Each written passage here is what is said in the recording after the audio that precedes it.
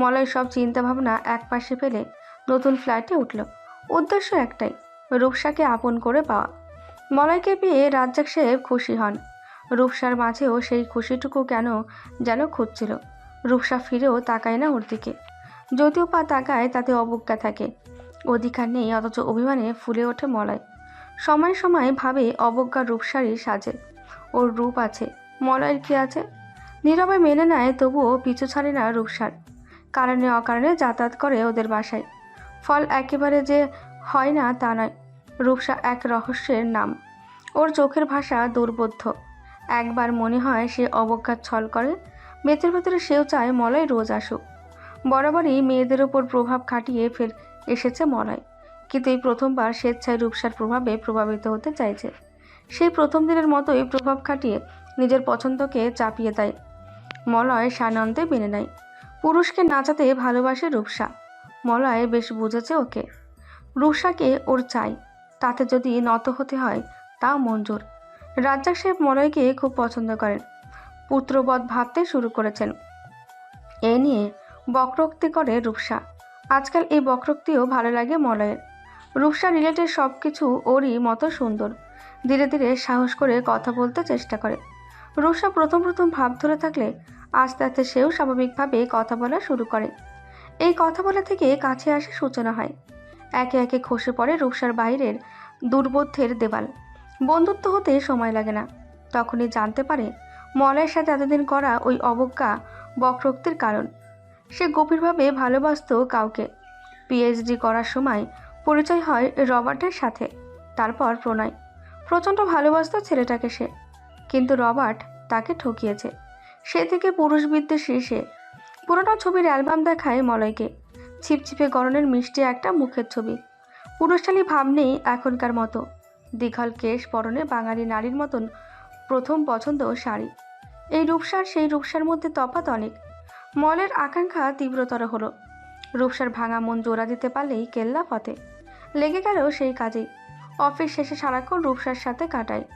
বাসায় থাকলে রফিক সাহেব, রূপসা এবং সে, এই তিনে মিলে চলে জমজমাট আড্ডা। রাতে কোনো কোনো সময় রূপসার সাথে গল্প করতে করতে কিংবা মুভি দেখতে দেখতে কাউচেই শুয়ে পড়ে। রূপসাকে বদলাতে গিয়ে নিজেও খানিক বদলে গেছে। এক নারীতেই আবর্তিত হচ্ছে তার জীবন। রাজ্জাক সাহেবের সাথে বাবার পরিচয় করিয়ে দিয়েছেন মলয়। রূপসাও কথা বলেছে। মঞ্জুরুল হক ছেলের মনস্কামনা আন্দাজ করে মলয়কে বললেন, তুমি কি তাকে পছন্দ করো? জি। বিয়ে টিয়ের কথা ভাবছো নাকি? মলয় প্রত্যুত্তর করে না লজ্জায়। মঞ্জুরুল হক ছেলের মনের কথা বুঝতে পেরে বলেন। তাদেরকে বলেছো সব? মলয়ের তখনই মনে পড়ল ঝুমকোর কথা। সে বেমালুম ভুলেছিল। না, সুযোগে বলে দেব। এখন কিছু বলো না, আগে তার একটা হোক, সাথেই রাজি হয়ে যাও।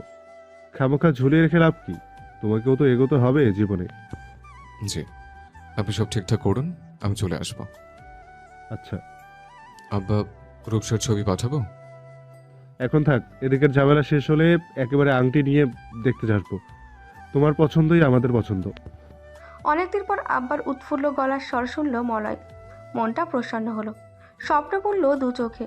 উচ্চশিক্ষিতা সুন্দরী স্ত্রী, বড়লোক শ্বশুর। মলয়ের লটারি লেগে গেছে। বেচারি ঝুমকো, তাকে ছাড়ার পরিণামে আফসোস করবে সারাটা জীবন। পৈশাচিক হাসি ফোটে ওর ঠোঁটে। এও যেন এক ধরনের প্রতিশোধ। কি রে, পরীক্ষা কেমন দিলি? মোটামুটি কয়েকটা প্রশ্ন নিয়ে কনফিউশনে আছি। ওগুলো হলে টিকে যাবি? ইনশাল্লাহ। ঝুমকো হাসলো। ইরিন হাঁপ ছেড়ে বলল, তাহলে তো হয়ে গেল, তোর লাইফের প্যারা শেষ। সরকারি প্রাইমারি শিক্ষক নিয়োগ পরীক্ষা দিয়েছিল ঝুমকো। এর আগে অনেকগুলো মন্ত্রণালয়েও দিয়েছিল, কিন্তু টেকেনি। ভাগ্য সহায় থাকলে এবার সুদিন আসবে ঝুমকোর। হুম। প্রাণ ভরে শ্বাস নিয়ে জবাব দিল ঝুমকো। পরক্ষণেই মনে পড়ল আরেকটা প্যারা ওর জীবনে রয়ে গেছে। গলায় বড়সড় কাটা হয়ে বিঁধে আছে মলয়। চাকরিটা হলে নিজ থেকে তালাকনামা পাঠিয়ে দেবে। অর্থহীন সম্পর্ক যন্ত্রণা ছাড়া কিছুই দেয়নি তাকে। এবার না হয় একটু স্বস্তির দেখা মিলবে। বাইরে তুমুল বর্ষণ হচ্ছে। ঝুমকো মোবাইল রেখে ছুটে বেরিয়ে যায়। আকাশপানে মুখ তুলে বৃষ্টির এক একটা ফোঁটায় স্নাত করে মুখশ্রী। ঝর্ণা দরজায় দাঁড়িয়ে চিৎকার করে মেয়েকে ভেতরে আসতে বলেন। অ্যালার্জির সমস্যা আছে ঝুমকুর। বৃষ্টির পানিতে ঠান্ডা জ্বর বাঁধিয়ে ভুগবে। ঝুমকো যাবে না, শুনবে না আজ কোনো মানা। বহুদিন পরে মলয় ঝুমকো মুখোমুখি হয়েছে। সতর্কে একবার চেয়েছিল ঝুমকো। দিন, সপ্তাহ, মাস এবং বছরের হিসাব ওর জানা নেই। মনে রাখতে চায়নি বলেই জানা নেই। যে জানায় দুঃখ আর ব্যথা লুকায়িত, তা অজানায় কি ভালো নয়? সময়ের একটা নির্দিষ্ট হিসেব জানা না থাকলেও এই দেখার পূর্বের প্রবাহিত সময়গুলো শত সহস্র বছর তুল্য। দুজনের মধ্যে দীর্ঘশ্বাস, চোখের চাহনি ব্যথাতুর। বিরহের খরতাপে জ্বলছিল চক্ষু মন, অথচ নির্বাক, অনুভূতিহীন হওয়ার আপ্রাণ চেষ্টা। মলের ভাবনাগুলো বিক্ষিপ্ত। এতদিন চোখের আড়ালে থেকেছে বলেই হয়তো ভেবেছিল ভুলে গেছে ঝুমকোকে। আজ বুঝতে পেরেছে কাউকে ভুলে যাওয়াটা অতটাও সহজ কথা নয়। মলের বুকটা কেন যেন হা হুতাশ করেছিল ঝুমকোর চোখ দুটোতে চেয়ে। ওর মুখটা দেখার ব্যাকুলতা বেড়েছিল। কতদিন দেখেনি, হয়তো আর দেখাও হবে না। ঝুমকোর পরনে ছিল বোরখা। সরাসরি একবারও মলয়ের দিকে ফিরে তাকায়নি, কিন্তু মলয় বারবার ওকেই দেখছিল। একদিন অজ্ঞাতে যাকে গ্রহণ করেছিল, এবার সজ্ঞানে ত্যাগ করলো। একটা সাইন, তারপর বন্ধনহীন। কই আনন্দ তো হচ্ছে না। ঝুমকো সামনে দিয়ে হেঁটে বেরিয়ে গেল। মলয় চুপচাপ বসে আছে। ঝুমকো ওয়াশরুমে রোজ হওয়াতে আলাদা হলো সবার থেকে। একটুখানি নির্জনতা চাই। চোখের সামনে ভেসে ওঠে পুরনো কত স্মৃতি। শরীর মন সবই দিয়েছিল ওই মানুষটাকে। ভালোবাসাতে কার্পণ্য করেনি। বিনিময়ে ধোঁকা লাঞ্ছনা ছাড়া কী বা পেয়েছে সে? কোথাও নির্জনতা নেই। কোর্টের সব দিকে মানুষ আর মানুষ। ওয়াশরুম খুঁজে পেল না। নিজেকে সামলে নিল ধীরে ধীরে। সাথে আব্বা, মৃদুল আর রনি এসেছে। ওরা বাইরে দাঁড়ানো, অপেক্ষা করছে ঝুমকোর। সেদিকেই যাচ্ছিল ঝুমকো। পথমধ্যে মলয় এসে দাঁড়ায়। ঝুমকোর মনের অবস্থা তখন শোচনীয়। পাশ কাটাতে গেলেই হাত মেলে বাধা দেয় মলয়। জেদ না করলে আজ আমাদের এদিন দেখতে হতো না।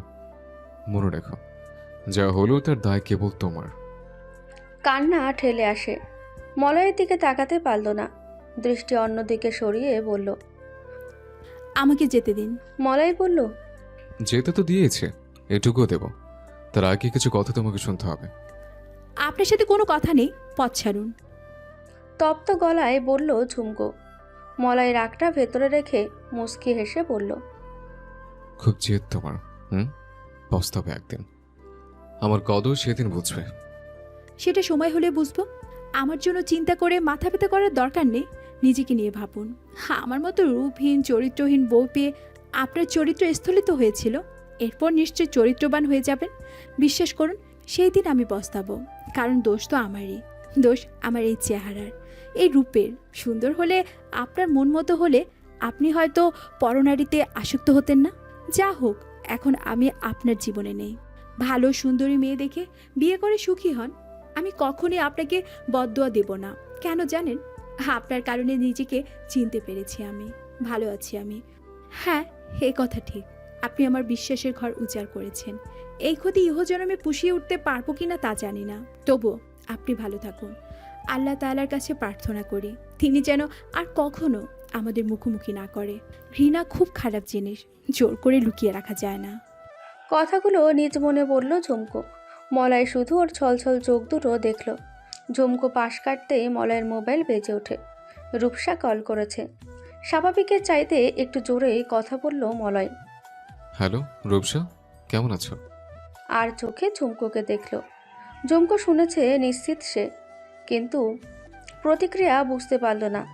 হেঁটে দৃষ্টিসীমার বাইরে চলে গেল আজীবনের জন্য। ভালো আছি। বাড়ির কাজ শেষ হয়েছে? কবে ফিরছো তুমি?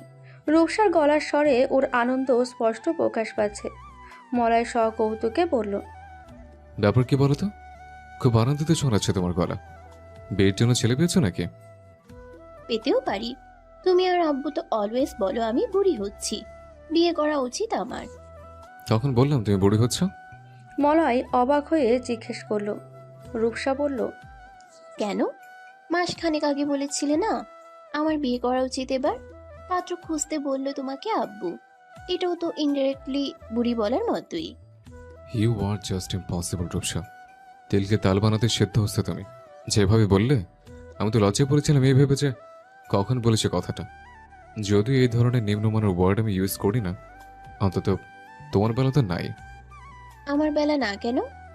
তুমি স্পেশাল বলে। সেটা কেমন? মলয় মনে মনে বলল। তোমাকে আমি ভালোবাসি বলে তুমি স্পেশাল, রূপসা।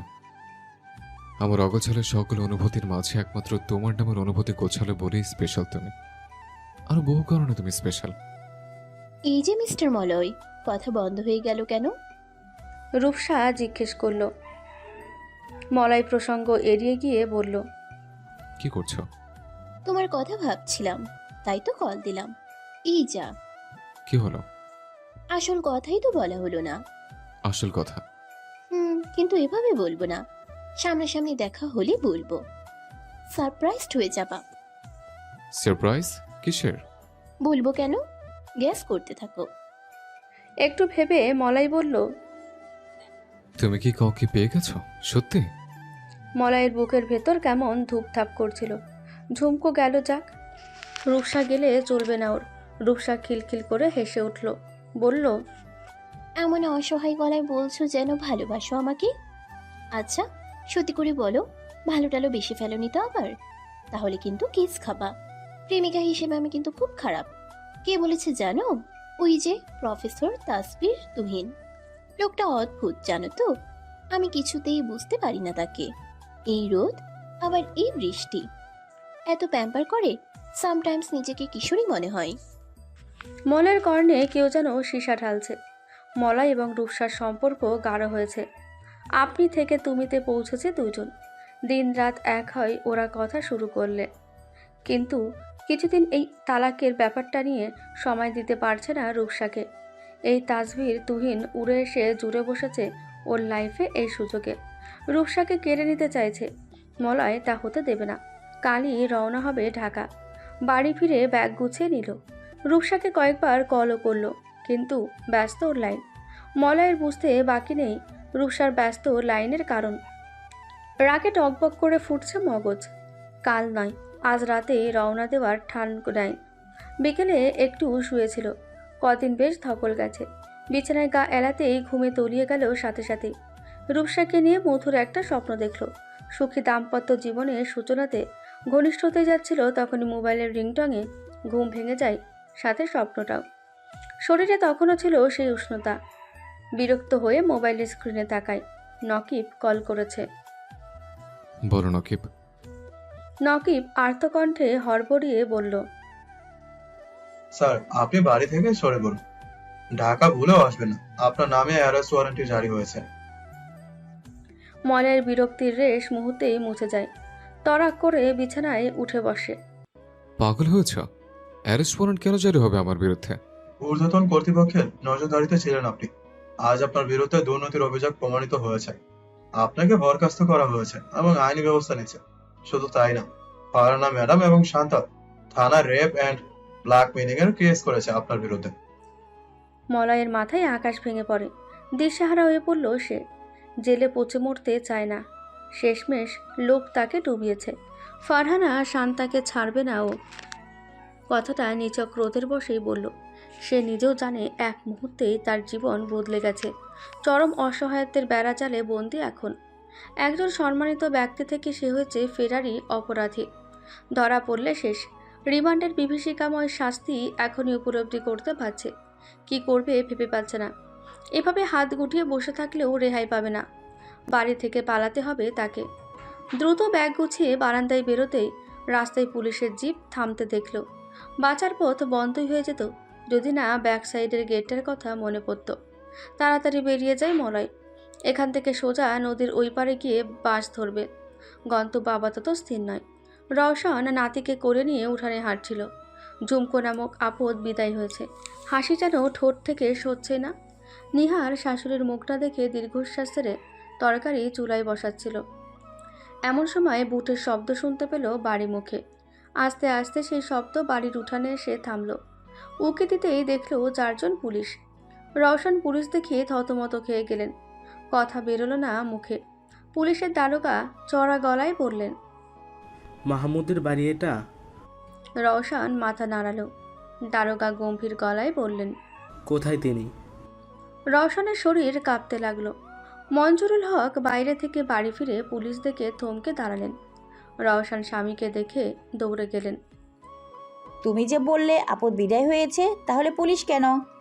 ওরা টাকা নিয়ে কেস করলো? চুপ করো, আন্দাজে কথা বলো না। মঞ্জুরুল হক সহাস্যে এগিয়ে গেলেন। দারোগার সামনে গিয়ে বললেন। কি হয়েছে দারোগা সাহেব? আপনি? আমি এ বাড়ির কর্তা। আপনাদের আগমনের কারণ? ও, আপনি তাহলে মলয় মাহমুদের পিতা। আপনার ছেলের বিরুদ্ধে অভিযোগ আছে, ডাকুন তাকে। অভিযোগ? মঞ্জুরুল হক হতবুদ্ধি হয়ে যায়। রওশন কাঁদতে শুরু করলেন। নিহার বাইরে এসে শাশুড়িকে ধরে বসায়। দারোগা সব ঘটনা খুলে বলতেই ওরা বজ্র হাতের নয় তাকিয়ে থাকে। দারোগা ভেতরে পুলিশ পাঠিয়ে মলয়কে ডেকে আনতে আদেশ করে। সমস্ত বাড়ি এবং আশপাশে খুঁজেও মলয়ের নাম নিশানা পাওয়া গেল না। দারোগা হুঁশিয়ারি দিয়ে চলে গেলেন। মঞ্জুরুল হকের মুখটা শুকিয়ে একটুখানি হয়ে গেছে।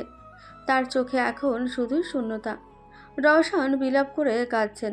মাসখানেক বাদে খবরটা শুনতে পেল ঝুমকো। জবা মেয়েকে ভাত খাওয়াতে খাওয়াতে বলল, বেঁচে গেছিস তুই। ঝুমকোর মোটেও তেমনটা মনে হলো না। মরা মানুষ বাঁচে কি করে? যেদিন মলয় ধোকা দিয়েছিল সেদিনই মরে গেছে ঝুমকো। তবে এই মরাটা কেবল ওর আত্মার, দেহে সে এখনও জীবিত। মলয়ের জন্য দুঃখ হলো। মানুষ বলে দুঃখবোধটা হলো।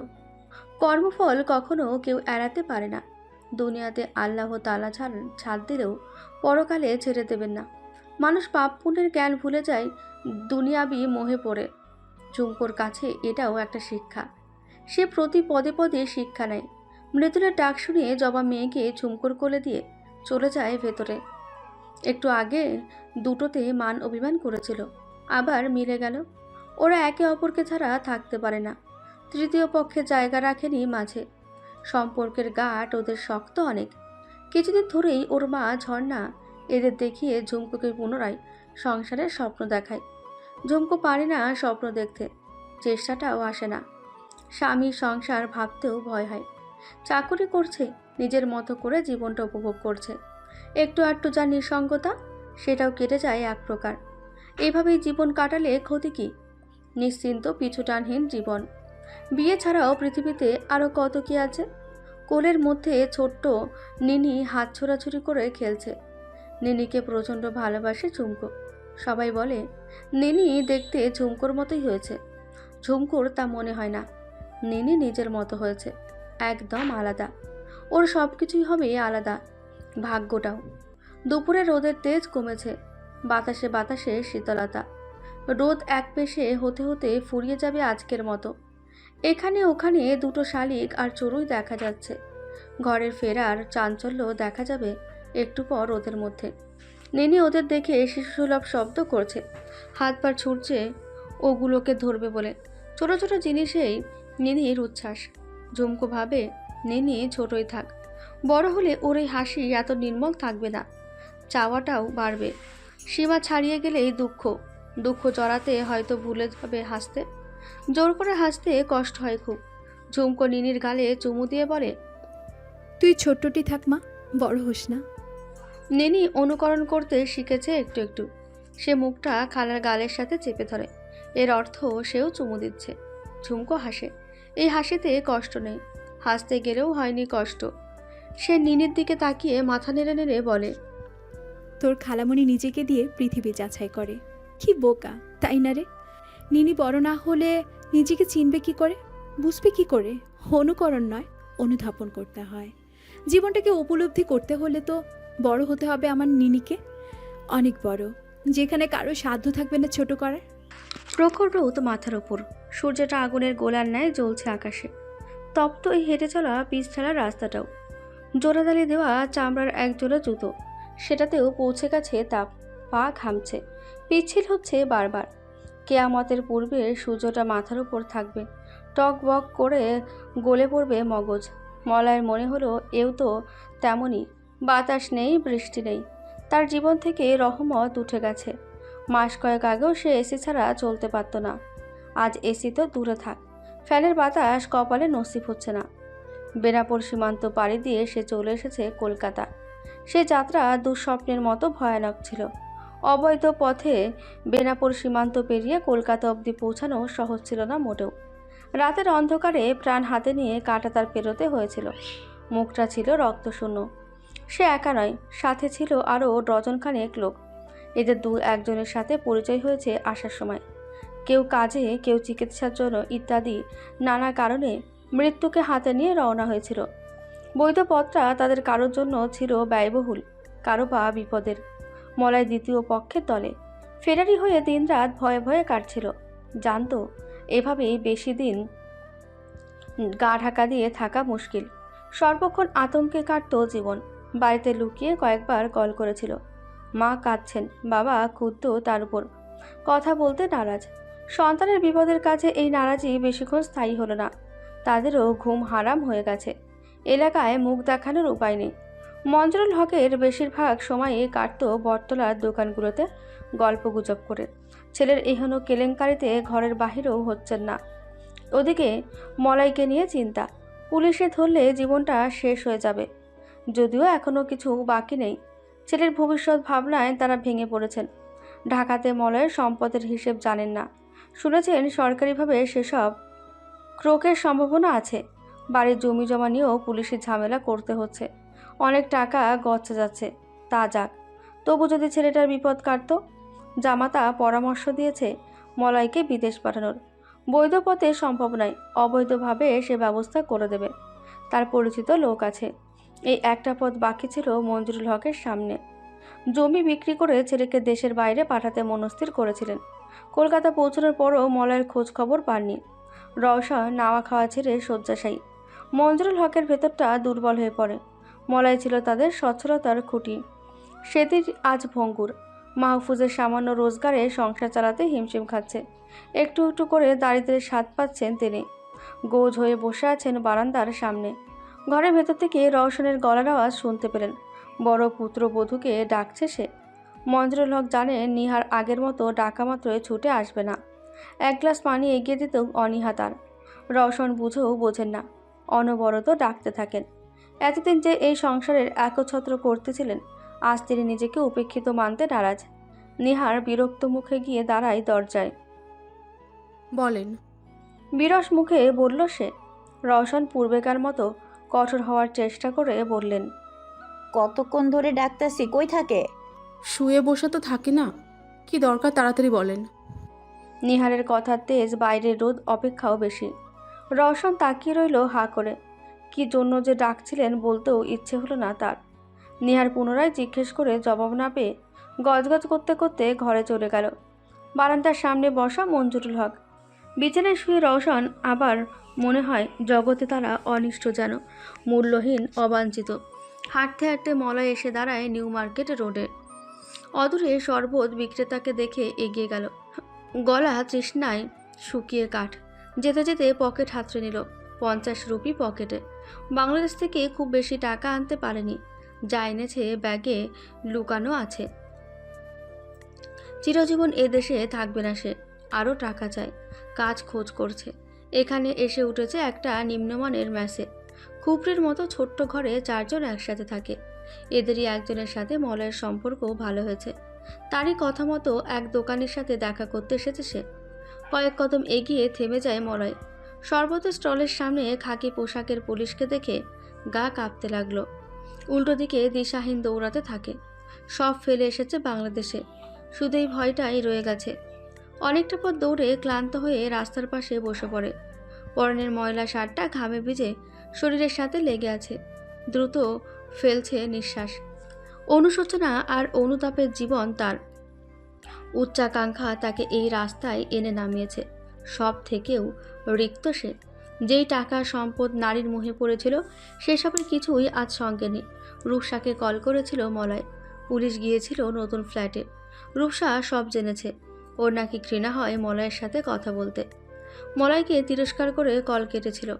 সবাই মলয়কে ঘৃণা করে, কেবল মলয়ই কাউকে ঘৃণা করতে পারে না, নিজেকে ছাড়া, এই জীবনকে ছাড়া। কতবার ভেবেছে মরে যাবে, সে সাহসও ওর হয় না। মলয় উঠে দাঁড়ায়। শরীরে শক্তি নেই, মনে সাহস নেই। তবুও বহু পথ সম্মুখে।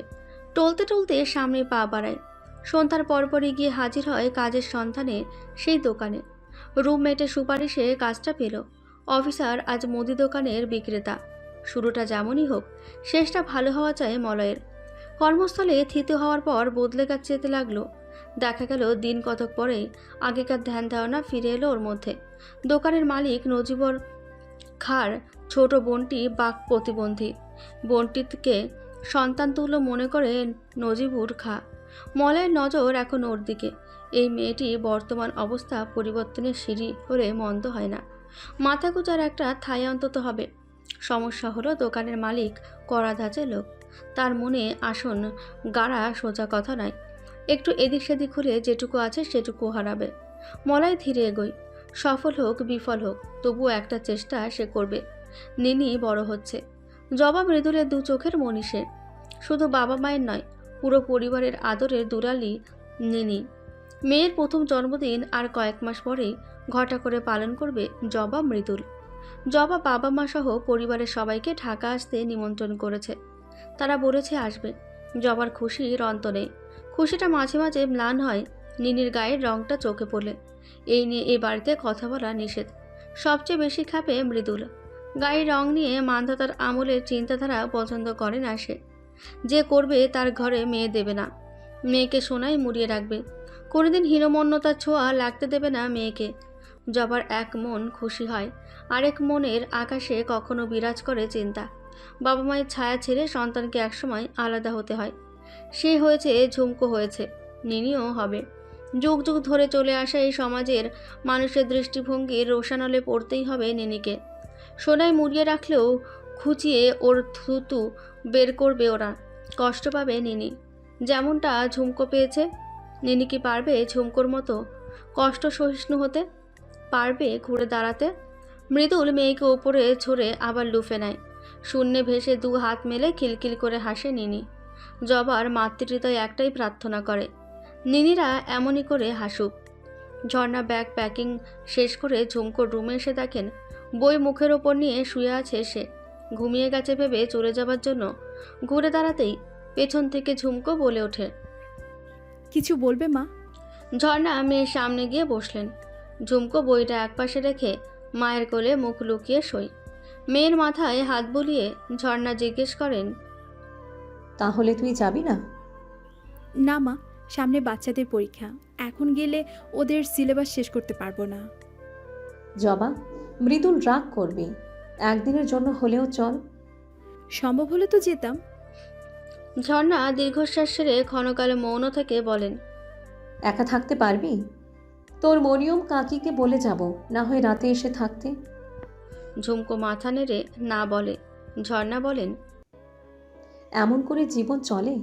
স্কুল শেষে সেই ঘরে ঢুকিস আর বেরোস না, কারো সাথে কথাও বলিস না। তোর মামি বলছিল। ঝুমকো মাকে থামিয়ে দেয়।